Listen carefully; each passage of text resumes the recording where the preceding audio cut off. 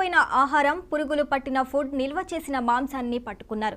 వంటగదిని సరిగా మెయింటైన్ చేయకపోవడాన్ని గుర్తించారు.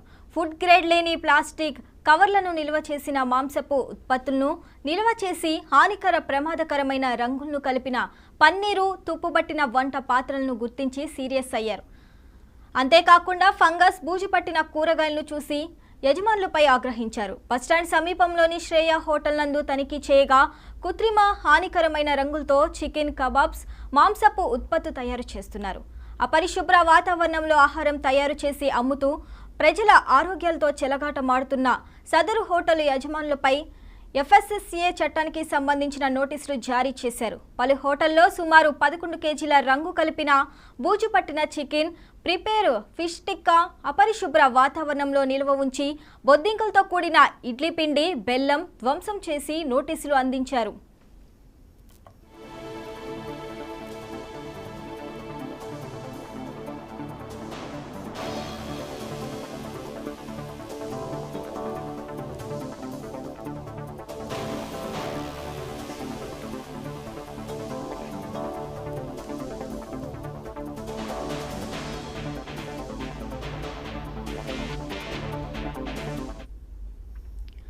హనుమకొండలో food safety అధికారులు తనిఖీలు నిర్వహించారు. పలు హోటల్లో కల్తీ ఆహారం, తేదీ అయిపోయిన ఆహారం, పురుగులు పట్టిన ఫుడ్, నిల్వ చేసిన మాంసాన్ని పట్టుకున్నారు.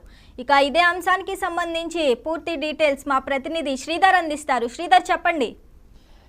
శ్రావణి, గ్రేటర్ వరంగల్ నగరంలో రోజు రోజుకు రోగుల సంఖ్య విపరీతంగా పెరుగుతుంది. గత నెల రోజులు చూసుకుంటే రోజుకు కడుపు నొప్పి బాధతో రోగుల సంఖ్య పెరిగిపోతున్నట్టు అధికారులు గణనీయంగా గుర్తించారు. దీంతో ఒక్కసారిగా అక్కడ ఉన్నటువంటి రిపోర్టు ఆధారంగా తెలుసుకున్న తరుణంలో చూసుకుంటే కల్తీ ఫుడ్ వల్లనే ఈరోజు రోగులు అత్యధికంగా పెరుగుతున్నారనేది ఒక వాదన బయటకు వచ్చింది. దీంతో ఒక్కసారిగా అప్రమత్తమైన ఫుడ్ సేఫ్టీ అధికారులు ఈరోజు నిన్నటి నుంచి హన్మకొండ నగరంలోని ఫుడ్ పాయిజన్ కు సంబంధించినటువంటి కారణమైనటువంటి హోటళ్లపై దాడులకు నిర్వహించారు. దాదాపుగా ఏదైతే గ్రేటర్ నగరంలో ఉన్నటువంటి ఏదైతే 10.80 లక్షల పైగా జనాభా ఉన్నది. జనాభా ఉన్నటువంటి వాళ్ళ అవసరాల నిమిత్తము అక్కడక్కడ స్టార్ హోటళ్లతో పాటు చిన్న చిన్న హోటళ్లు, ఫుడ్ సెంటర్లు ఎక్కువగా వెలిశాయి. అయితే నాణ్యత లేని, ప్రమాణాలు లేని హోటళ్ల వల్ల ఆహారం ప్రజలకు ఆరోగ్యం వల్ల అనారోగ్యానికి గురి చేస్తుంది అనేది మాత్రం నిర్ధారణకు వచ్చినటువంటి సందర్భం ఉందని చెప్పుకోవచ్చు. ప్రస్తుతం అయితే నగరంలో గత నెల రోజు నుంచి ఇప్పటి వరకు 48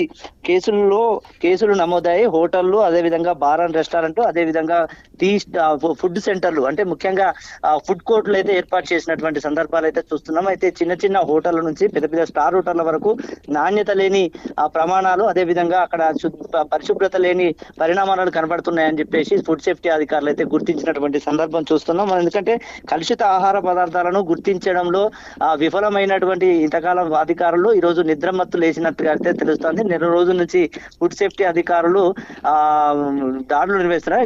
ఇక 2 రోజుల నుంచి చూస్తే దాదాపుగా నగరంలోనే 40 నుంచి 48 కేసులు నమోదైనాయి. కొంతమందికి నోటీసులు జారీ చేశారు. కొంత హోటళ్ల యజమానులపై ఏదైతే నిర్లక్ష్యపు నీడను వహిస్తున్నటువంటి హోటల్ యజమానులకైతే నోటీసులు జారీ చేశారు, ఫైన్లు వసూలు చేస్తున్నారు.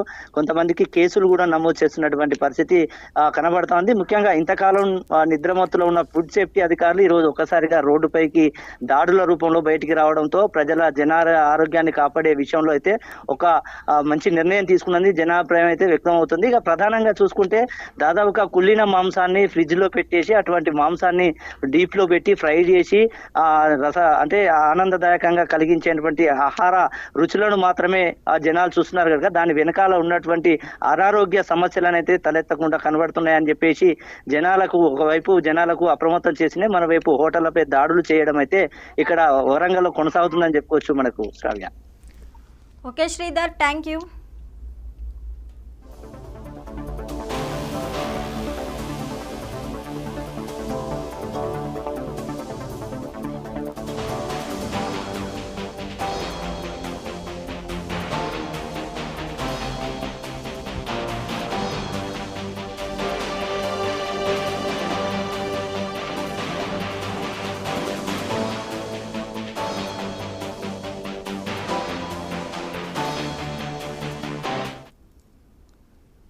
నల్గొండ